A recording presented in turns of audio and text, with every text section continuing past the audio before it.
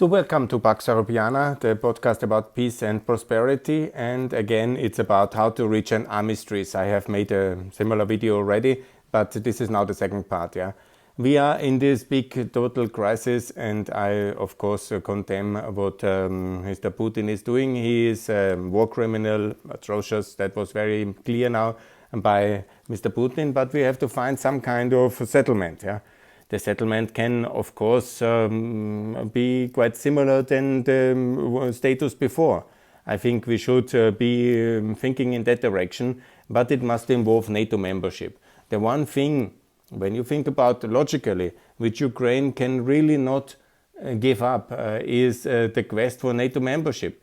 Because when you say who can else secure Ukraine? In 1994, Ukraine had already Budapest Memorandum. That was basically neutrality guaranteed by the superpowers.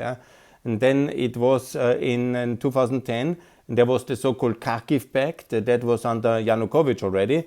Again, Russia secured in exchange for basing rights for the Black Sea fleet, again the independence of Ukraine.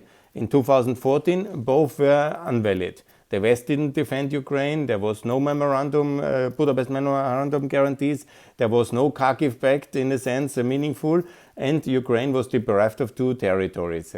So neutrality is a contract based on trust.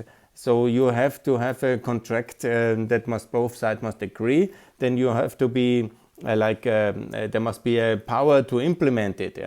Austrian neutrality, for example, is a contract. There was the superpowers guaranteeing the